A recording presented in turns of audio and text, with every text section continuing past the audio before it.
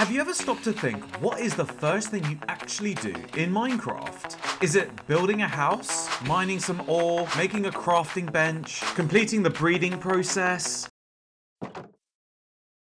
Bruh. No, it's actually none of these things. It's just spawning in. Hey yo, what are you looking at, bruv? Okay, that was kind of obvious, but I needed to intro this video somehow. In the first ever version of Minecraft, which was released on the 17th of May 2009, this is what it looked like when the players spawned in for the first time. And yeah, there's no sugarcoating it. This game looked like ass. Fast forward a couple years, the game got so popular that it was eventually released on the console. Most notably, the Xbox 360 edition. This was a massive step in the game's history, as it allowed console players to finally enter the world of Minecraft, as opposed to just experiencing it on the PC. But more importantly, the Xbox 360's version had a famous tutorial island for new players. And this is it. The main aim of the tutorial island was just to teach new players how to play the game and introduce them to Minecraft's basic mechanics, like how to craft, how to use redstone, how to have sexy time. Now you're probably thinking, what the hell has this got to do with anything? Well, that's where my idea came in. You see, this is my spawn in my hardcore world. It looks like shit. So, I was planning on coming up with a cool new build that was really complicated and had all of these amazing and extensive details. Yeah, fuck that. I'd rather just build the OG spawn island from the Xbox version. Now, I don't really have an amazing story behind this. I just thought it'd look cool. But I like the idea that every time I spawn back at my spawn, that I would get a nostalgia hit from the past. Also, I'm not spending another 2 months on another big build, so this will just have to do. Also, what the hell is this new menu feature? It says here that I'm smelting my sister? What the fuck? First things first, I need to see where I spawn exactly when I return to the spawn point. To do this, all you need to do is destroy your bed in the overworld and make your way to the end island and jump through the end portal and you'll be brought back to your original spawn point. However, because this build was very dependent on where I actually spawned in, I would need to repeat this process a couple more times so that I could get the exact area perimeter of where I would spawn in. I marked these zones with building blocks and then began the terraforming process. And yeah, there's nothing really too exciting about a man using a pickaxe to remove pixelated blocks in a video game. I'm legit a full-grown adult. What am I doing with my life? Once we had finished laying out a nice flat foundation of land, which kind of looks like my girlfriend's chest. Oh, I'm kidding. I don't have a girlfriend. We then started on our first structure within the tutorial island build. In the Xbox 360 version, this is essentially your first task in the game, of which the player has to rebuild a house by collecting wood and then creating the rest of the house to their own liking. It's worth noting that this is how I spent the majority of the time recreating this island, by having a video playthrough of the Xbox 360 version opened in one tab and then playing the game in another tab next to it. This was so that I could get the exact match of each area as accurate as possible. After the house was built, next to it was a pond with our first redstone contraption. It's a pretty simple one. All you need to do is press the lever to activate the pistons, which prevent the water from running through. Behind this, we have our second redstone contraption, which involves pushing a block between two pistons. The aim of this area is to get the player to connect the redstone to the buttons, teaching them the concept of redstone connection. And then there's going to be a chest here where you have to basically collect the redstone and then just connect it to the button. I just want to... We're obviously not going to do it, but I assume it's going to be... Yeah, okay. Okay, sweet. Alright, so we can get rid of that. Actually, how is it in the video? Is the redstone, like, all that way? I just need to check. Okay, yeah, so it's on one down here. So we have to get rid of that. And then I think the last bit is they seem to have their fences raised behind, like so. Alright, and then that's that bit done, really. There is a chest to the right-hand side of this build, which contains all the necessary tutorial materials for this area. I should also jump in here to explain that each chest shown in my build contains the exact materials and items as you would find in the original spawn island, just to maintain the accuracy of the build. Once that was done, we moved on to building the next two ponds in the spawn area. This one was to explain the use of boats in Minecraft and how the player can use them to their advantage. And the pond placed at the far back is for explaining how the player can use fishing rods within the game to catch food and items from the water. You can also see here another example of how I was using the playthrough video to try and map out the dimensions and distance of each tutorial area. The spawn area was now complete, with the 5 core tutorial stages done. We then moved onto the courtyard stage. We first had to build the little tunnel that leads you out into the courtyard first. I thought a cool little detail with this section was that in the Xbox 360 version, there seemed to be some sort of texture glitch with the torches being placed on the wooden planks. So I tried to replicate that by using spruce logs instead to try and capture that texture color glitch. We also of course had to add our chest with the items that matched the OG Island version. After that was complete, we then started to build the walls which surrounded the courtyard and finished it off with the 2 fire beacons at the front. Once we had built the tunnel and the surrounding walls, we then moved onto the courtyard itself. This is where you would be presented with 3 lanes to choose from and to go and explore. The middle lane, which led into a mansion, was the first area that we started to build for. The mansion consisted of 5 main rooms.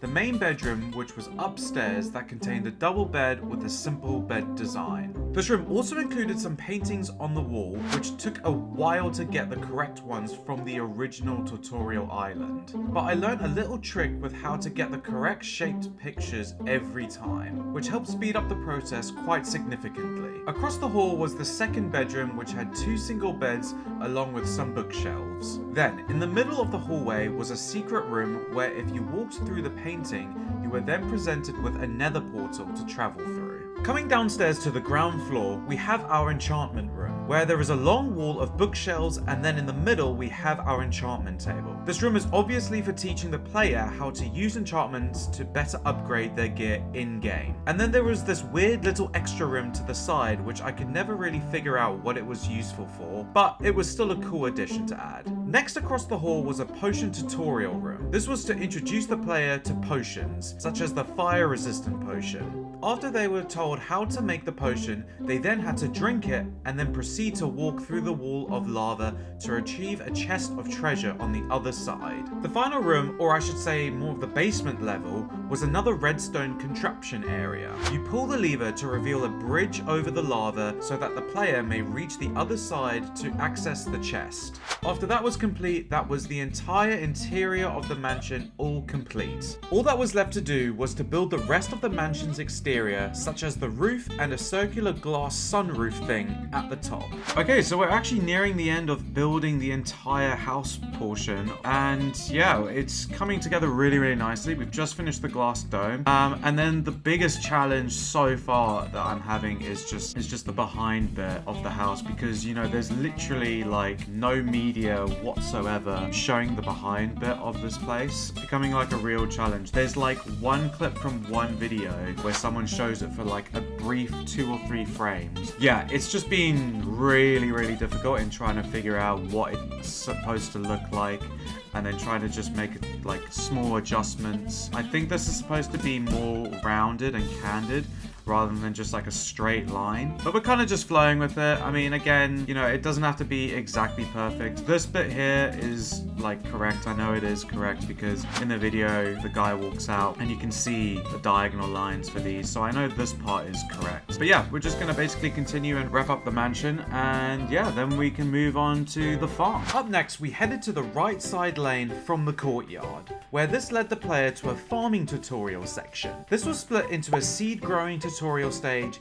and then an animal breeding stage. The seed section was pretty straightforward, just had to grow the correct food items. And then the animal section, we had to go and collect each individual animal to place them into their animal pen. Now, I couldn't really be asked to go and travel thousands of blocks to find new untamed wolves where I was just going to end up taming them anyway for the walkthrough, so I just brought over some of my doggos instead.